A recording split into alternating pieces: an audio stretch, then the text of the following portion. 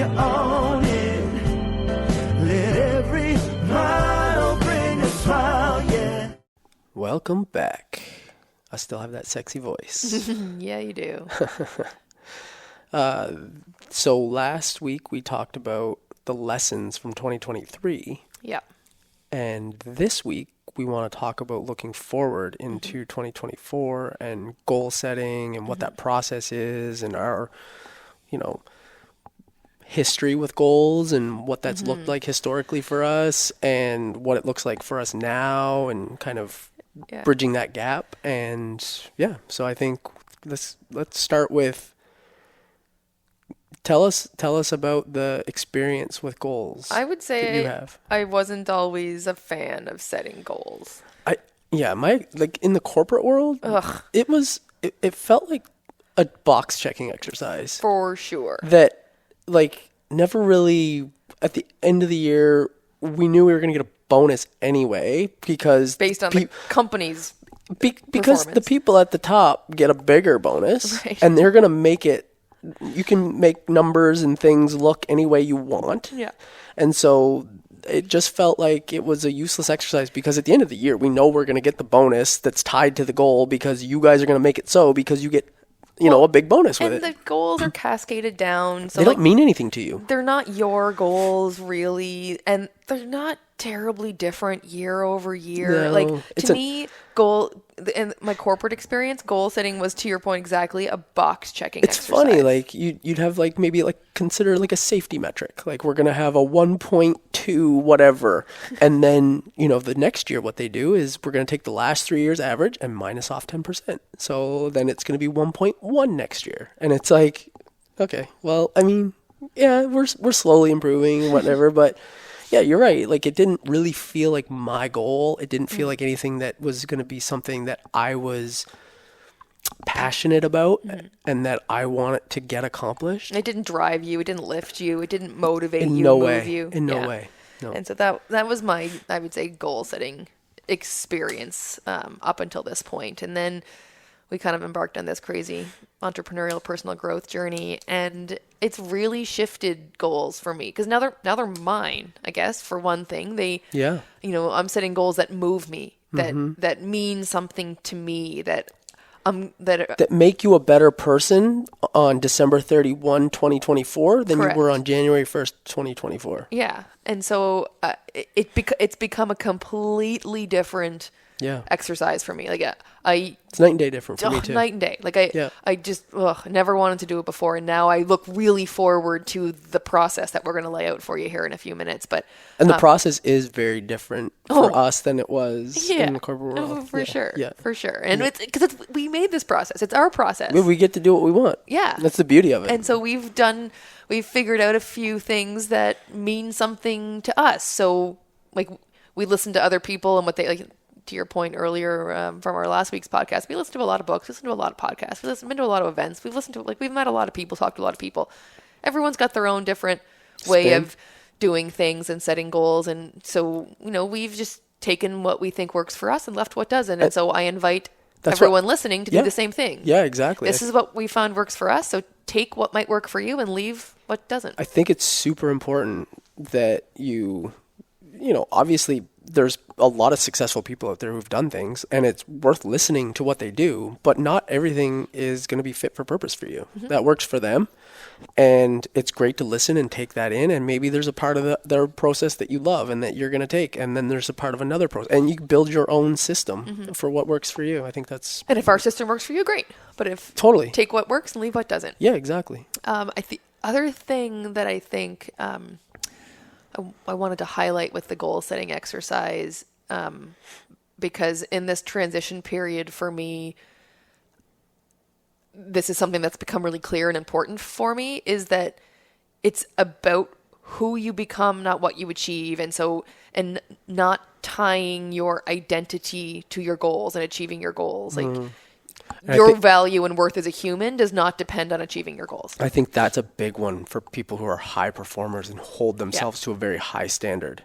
And I would fit into that category in a past life. If I didn't meet a goal, I was hard on myself. I took it personally that I didn't do enough to achieve whatever that goal was, and didn't, I think, give enough credit to all the things that I did do to come up short, and how much progress I did make. Did I make it right to the top of the mountain? No, but I made it 3/4 of the way up the mountain. And if I look back and see how much ground I covered, it's an insane, Holy crap. Like I made a lot of progress, and I never ever considered that or celebrated that. It was Gave like, yourself any credit for it. no, it was like, if I was at the bottom of the mountain and if I wasn't at the top of the mountain by the Then end that of the was a year, failure. then I did not do what I was supposed to do. Fail. And so I think there's and this really hit home for me, not this past year, but the year before, in 2022. We had set a very aggressive goal. Well, I guess it's not that. It was aggressive in the moment for us to run a marathon and a half marathon, and so I wanted to run a marathon, and I set that goal early in the year, and as I was making my way through the year, I was feeling really good, and I started early enough. I got the marathon training plan, and I think it was for like 16, 17 weeks. But I had started so much earlier that I was doing like 24 weeks. So like the first 7 weeks, I was doing it twice. And then when I got to like week 9, then I was doing week 9, week 8 in sequence all the way to leading up to the marathon. And as I was running for this half a year, basically 6 months, I was feeling so good. And it wasn't, so the goal initially was just finish a marathon. That was the goal you set. That was the goal I marathon. set, to finish a marathon. And then partway through it, I was like, no, it's not even a question of whether I'm going to finish a marathon. I know in my bones I'm going to finish it based on all the training I've done and all the work I'm putting in. I know I'm going to finish. Now it's how fast can I do it? And so partway through, I changed my goal to be, I want to run a sub 4-hour marathon. So anything with a 3 in front of it, that's a win for me. And so that was now my singular focus, training for this marathon. And I would do all these runs and You were running 5 days a week, every single week without fail. I was following that. I was following plan that. to a T. I was following that plan exactly as it was laid out. Exactly as it was laid out. And we were traveling and doing it. It wasn't always easy, but I was committed and I wanted to reach that goal. So I was following it. And then, the longest run in the plan, I think, is like 30 or 35 kilometers. So it's not quite the 42.2 that you have to run on race day. And so I had run all those runs, and on race day I'm running, and I get to kilometer 35. It's the furthest I've run. And I get hit with the worst cramps, leg cramps. Like literally my muscles started to seize up in my feet. And so I was shins, calves, hammies. I was worried I was going to roll an ankle. I actually had to stop and try to figure out how I'm going to get this muscle cramp out. And as I did that and shifted my muscles, other muscles would start to cramp. So all that year, it was like a waterfall of muscle cramps. It was crazy how, and so I was on pace. I was ahead of the pace bunny. I was ahead of the pace bunny. He was way behind me. The 4-hour pace bunny. The 4-hour pace bunny was way behind me. But after a few times I had to stop, the 4-hour pace bunny was catching up. And I would look back and I would see her. I think it was a her with a bunch of people around them that were also of the same goal. Yeah. Wanted to be the 4-hour kind of mark. And they are catching me. And I'm starting to get this feeling in my body like, panic. I'm starting to feel it get away from me. And I'm just trying to like stretch out muscles and figure out how I'm going to get this under control, because I still have 7 kilometers left. And eventually that I would run for, a couple hundred meters and it would hit me again. I'd have to stretch out my calves or my, quads or hammies or whatever it was seizing up in the moment. Literally everything from my waist down was like every muscle would like seize up at different times. And so the one thing that I did not account for in my training was the nutrition and the fuel. I did not do an adequate job of understanding muscle cramps for myself. Because you hadn't experienced it in your training, so you didn't know to be prepared. At the for 35 kilometer mark, it really hit me, and that's when it hit me in the race. And I had not run anything past 35 kilometers, Right. and so in the training, I would get muscle cramps after my runs. I mean, I would fuel up with Gatorade and water and all that good stuff, and eventually it would go away. But it was something that it really hit me on race day, and ultimately, I did not finish in 4 hours. I was 4 hours and 20 something minutes, 21 minutes, I think, or 22 minutes. And at first, I was really, really bummed. Like, I knew I was going to finish a marathon. And so the idea, even though it's a huge goal that not a lot of people in the world ever accomplish, most don't even care to, but it's such a massive goal, and it's been something that I've wanted to do for a very long time.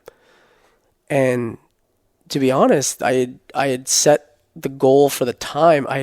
It had taken away for me the fact that I had actually accomplished a really big milestone. And so it was like that for a little bit until I started to think about it some more and then realized, well, like, dude, like, you just ran a marathon. Like, what's the stats on someone who finished the marathon? It's like, I don't know, less than 1% of the population will ever do that. Yeah. That's an amazing feat. All the work that you did for the last 6 months in doing that, you can't throw that away for just because you were off by 22 minutes. Right. And so you had tied your identity a little bit to that 4 hour mark. Yeah. And then felt really disappointed. And when you think about it, what's 4 hours mean? It's arbitrary. It's just this random number I picked. Like, it doesn't mean anything. It doesn't mean I qualify for anything. It doesn't mean like, 4 hours I get into the Boston Marathon. And nor is that something that I'm trying to do anyway. Right. So I think it started to reframe in my brain. You were hard on yourself for an arbitrary number that literally meant nothing other than I Googled what's a good time for someone my age to finish a marathon, and I wanted to do it faster. So, and so it meant really at the end of the day nothing. The real feat, the real accomplishment was finishing the marathon. Right, because that's the one that you had in your mind for a decade or more. Yeah. Or actually probably much longer than that, because your dad ran marathons. And so you wanted to run a marathon for the majority of your life. That was your deep down goal that motivated you. The 4 hours was an arbitrary number you picked halfway through your training. Literally like 3-4 months before maybe the marathon. Like I had that goal for 3 months, let's say. Yeah, as opposed to maybe 20 years. Years of wanting to, and so it just was a reframe, and that was a big lesson that I had taken from the previous year. So like when we're setting goals, I think that it's really because I had become the fittest I'd ever been at 41 years old. Yeah, and I played sports all my life. I was relatively fit at different parts of my life, but at this part, I was probably the most fit I'd ever been, and I discounted it because I didn't hit this goal. And so I think it's just really important. I invite people that when they're writing goals and goal setting is like, if you come up short, recognize that you still came so far and you're a more evolved, better version of you than you were when you set out on this journey. And so just not always tying the outcome to your identity. Yeah. I think that's a great story. I'm glad we started with that story, because as we get into this process, like, we're going to set goals year over year and we're not going to hit them. No. Like, and hopefully we don't hit most of them. Because if you want to stretch yourself. Yeah. And so, if you set this big audacious goal, that's a good thing. And if you don't get there, then you don't get there. But it actually helped with this year when we didn't meet some of our goals. The experience that I went through with the marathon and understanding that it's not tied to my identity. It's not that I'm a failure because I didn't. Yeah. Look how far I came. It's not tied to your self-worth. It's not tied to your value as a human being. Yeah, it really helped looking back on 2023 when we didn't hit some of our goals. And I was like, oh, yeah, but look how far I came. Look what I did accomplish. Look at the wins I did have. Yeah. And so I think dovetails nicely into the first two activities that we do sort of to close the year and get ready to sort of set our intention and get into the next year. The first two activities we do as part of this whole goal setting exercise are reflective. We reflect it on the previous year. Yeah. And we did two exercises in that reflection. And one is what we talked about last week. It's find the lessons. Yeah. Reflect on your 2023. Where did you run, or your previous year? What obstacles did you hit? What goals did you not achieve? And what did you learn from those failures, those fall downs, those speed bumps on your journey? And so the first activity in the whole goal setting exercise is a reflection on what you learned the previous year from the things you didn't accomplish that you can take forward with you to make you even better as you proceed into these new set of goals you're going to set for yourself. And so I'm not going to beat a dead horse on the lessons because we talked about that a lot in last week's episode. But the very first activity is reflection on lessons from the previous year. And then the second activity is also a reflection. Find the wins. Find the wins. Yeah. And we talked about it last that episode. was one of the lessons we took from 2023. Yeah. So this is the first year that we did that. And I don't know, 3 or 4 months ago, I read something on social media, but someone had, I think it might have been, I just saw it again, like yesterday, the day before. So Jay Shetty said it. So maybe it was him the first time. I don't know. But it was create a celebration jar. We've talked about that. Create a jar of wins. We've talked about creating a celebration jar a few weeks ago in terms of like celebrating all your wins. But this is get a jar and every week write down something good that happened. Write down a win and put it in the jar. I think it's something we learned going through this process this year is like reflecting on the year is great. And it's something I think it's worthwhile. It's also sometimes hard to remember everything. Totally. So when we sat down to go through all of our wins, we kind of went through month by month. Figure out where we were, what we were doing, and they're like, oh yeah, we did this then. Right. Oh, we learned that. Had we written it down in the moment, it would have been a lot easier. And so it would have been a lot easier, and it would have been something really fun to do on December 31st. Dump the jar out of all the little pieces of paper we put in every week all year. So we'd have, 52 each. We'd have 104 pieces of paper to pull out of that jar on New Year's Eve and read through all of our wins from the previous year. So we did the exercise where we sat down and we kind of went off memory and went month by month. But starting this year, we're going to do the jar exercise where we get a big box or a big jar or in your computer or in your Remarkable or wherever you want to write it all down.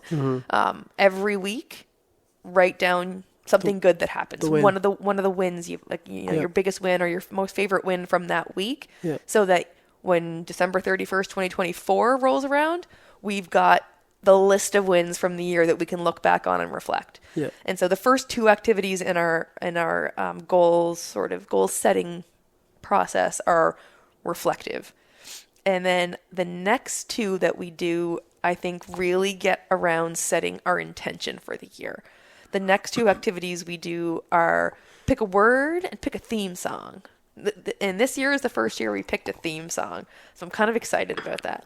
But we each go through, and I think an interesting point, I guess, that we didn't call out yet, and we mentioned it a little bit last week, was we do these activities separately and then bring them together. Yeah. Individual activities that we talk about as a unit. Yeah. So like we did the lessons exercise from last week separately, and then we came together to talk to you about them. And then with the goal setting exercises that we're talking about right now, we did that separately and then brought them together and reviewed them together. And it was kind of fun to do that because we, you went away and did your, a brainstorm of some words that meant something to you and thought of some songs, went through your phone and found some songs that meant something to you. And I did the same. And then we got together and we got to, listen to the songs. Yeah, we had a jam session where we just listened to some of the songs. Like here's one of the ones I picked. Yeah. You have a list of 5 or 6 that you whittle down eventually, but like here are the top 5, 10, whatever it was that I found, and then you do the same and you kind of have a little dance party. And it was kind of fun. It actually was super fun. So highly recommend at least giving that one a go for this year. Yeah. And so we each picked a theme song this year that we'll listen to, when we need to be reminded of the intention. When you need a pickup, like maybe you're, something kicked you in the butt and you just need a pickup. Yeah. So what was your theme song? What did you settle It's on? Not a well-known one.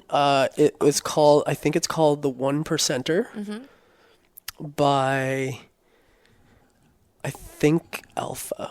Okay. I think. It's on that album, Headphones. It's like a motivational album. Yeah. It's a motivational song. I think, but I think it's called One Percenter. So if you throw that into YouTube, it should come up. Yeah. And I picked Bet on Me, Walk Off the Earth. Yeah, that was a good song. Yeah, I catchy. I really like it, and it's got the right intention for me for this year. Yeah, And then, what was your word? obsessed, Worthy. worthy, nice. I almost went with relentless. I was close to obsessed, but Yeah. I settled on worthy this year. Yeah. And so the word and the song, the theme song, is just, for me, it's the intention setting. It gets me in the right headspace. It gets me in the right mindset to get into the next two activities, which really are the details to me. It's like, it's the nuts and bolts. And it's writing. It's writing the goals, like being specific, and we'll talk about them a little bit more in a minute, and also writing the letter. And so last year was the first year that we wrote a letter to ourselves to be read in a year from now. So New Year's Eve 2022, I wrote a letter to myself. You wrote a letter to yourself. Again, we did it separately. And I completely forgot I even did it, actually. You were reading your letter, and I was like, did we do that? I forgot where is my letter? And it was on my computer. I found it. But I completely had forgotten that we did that. So when I pulled the letter out. Yeah, I set a reminder in my calendar. Smart. It popped up, and I was like, oh, yeah, I got to read this. Yeah. So I went and it's, again, another kind of fun activity, actually, to read Yeah. your letter. Yeah. And see, like, we talked about it a little bit last week about how much things can change. Well, that was kind of it kind of was how I got to that lesson. Like I pulled on that string Right. to get that lesson. Was geez, so Wow. much change. Wow. Yeah. Like what I thought was going to happen in January didn't. Like what? So it's like it's a fun activity to do on both ends. I think it was fun for me to write the letter to myself for New Year's Eve, 2024. Yeah. Doing that a couple of days ago, or a week or so ago, to write the letter to myself, like, oh hey, what a year! It's been really cool. We did this, I did that. Yep. Like it's fun to kind of put yourself forward a year and be reading a letter that you wrote to yourself about all the cool things you accomplished in the year in between. And so, dear future me. yeah, basically, dear future me, this year has been awesome. Yeah. This is what This is what I got up happened, to. and- This is what we did. Yeah, I'm Yeah. so proud of you. Yeah. And so it's really fun to write the letter. And then on the flip side, 366 days later this year, it's going to be really fun to read it. It's fascinating and interesting to read what you thought was going to happen in a year. And you don't remember, like I don't remember half the stuff I put in that letter a year ago. No. And it was a super interesting exercise to go through. It's the first time we've done it. Yeah. And I recommend at least trying it. Yeah. And I would invite everyone to try that once. Yeah, I quite enjoyed it. Yeah. And then the other thing you write down is your goals. Like, and so for us, we've got 4 categories generally, I would say, of goals that we focus on. And the first is relationships, not just ours, other relationships. Health. The third is business/wealth, financial. And the fourth is travel. And so we set goals sort of within each of those categories. And again, we did that separately. And then we brought them back together and reviewed them together. And so that's kind of the details, I would say, the nuts and bolts, pen to paper, writing the letter and writing the goals. Like that's, Yeah. I think we need to go back to the word a little bit. And I don't think we did a good enough job of explaining to people what that is, why we did it, and explain our words a little bit so that they have a better idea of why and what it means. And, I think we need to just dive a little deeper on that. Okay. So you chose worthy. Mm-hmm. And why? Because that's been a focus for me. I've spent some that's been a real focus for me over the last year and a half, 2 years on focusing on my self-worth, my value. I got lots of little reminders, things that I do to remind myself of my value and my worth. Yeah. And so I really want that to be a focus in 2024, that I am worthy of all the things that are coming. I am, like, all these goals that I'm going to achieve, I am worthy of all of them. Yeah. And so I think without believing you're worthy of the goals you want to achieve, you're not going to get them. You're going to self-sabotage. Yeah. you know, the universe is not going to bring you what it doesn't believe you feel you're worthy of. And so to make sure I achieve all my goals, I need to feel worthy of them. And so my primary focus this year is to be worthy, to believe I'm worthy, to focus on the fact that I am worthy of achieving all of my goals. So that's why I picked worthy. And picking a word is just basically like a theme for the year. It's setting the intention for the year. Yeah, like, you know, what does 2024 mean to you, represent for you? Like, what's something that you want to have 2024 represent for you or mean for you? That's your primary focus for 2024. Yeah.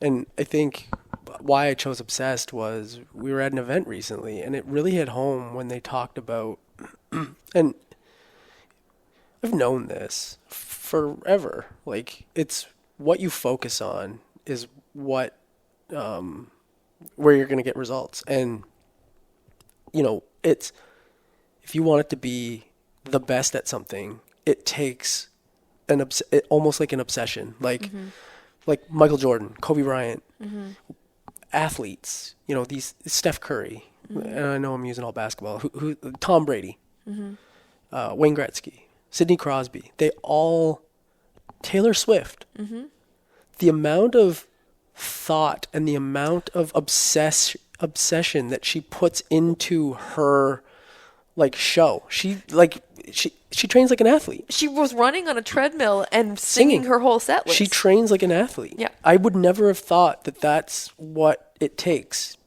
and she's the best. And she's known as the best. Like, and it's not by accident. It's not. And like the same with LeBron James is like in his 40s and he's like, or 30, late Close 30s, to, whatever he is, and playing like he's still 25. And like same with Sidney Crosby, and you know, Steph Curry is the best shooter that the planet has ever seen, and just not by accident. No, he's obsessed. He just constantly shoots the ball all day, every day, and so, you know, at this last event, you know, about business, they talked about, but like, are you obsessed with what you do? Like, are you taking it to that level?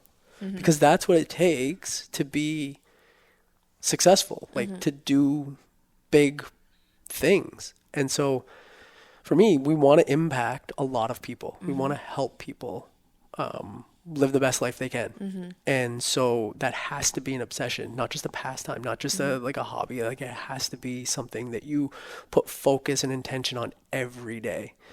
And so leaving that event and having thought about it for some time, and, you know, having been faced with this exercise for 2024, it really allowed me the opportunity, to choose the word and to make it a theme for the year. But also in that time since the event, I've really thought about what are the things that you need to do to be obsessed about that level of success that you want to have. And so a lot of those are my goals. So a lot of those are the things that I want to do this year, are focusing on the things that are going to, you know, show an obsession, you know, prove an obsession. So that's why I chose that word this year. Yeah. Good follow up on providing a little more context on the words. So I don't know. I think it's kind of a fun exercise to do too, to get to pick the, you know, your primary focus, your intention for the year with your word. And so then we talked about letters and goals, and those are the details, that you get into the details there. And then the last thing is it's visual, it's fun, it's creative, and it's creating our vision board. And we just do a digital version of it on our phone. Yeah. Like, and actually Go Clean Co., who, by the way, I love on Instagram, she showed her followers how she did it last year, just creating she creates it on Instagram and saves it to her phone and then saves it to the wallpaper of her phone. So every time you pick up your phone and it goes from the black screen to whatever your wallpaper is, you see all the elements of your vision board. Yeah. And so it takes a little bit of time, It doesn't take a ton of time, but it takes a little bit of time. But it's also like a fun exercise, like you say. Yeah. Like it's finding little things that represent something that you're trying to achieve. Yeah, something you're trying to achieve this year. Find an image that represents that. Yeah. And then create your digital vision board so that you literally see it every time you pick up your phone. You're reminded of those. And so those are our sort of It's the process. Yeah, I don't know. It's the Like reflective process. 7, maybe. I think it's 7 things. There's 2 reflection, there's 2 intention, there's 2 in the details, and there's that 1 visual creative outlet. Find your lessons. Find your wins. What's your word?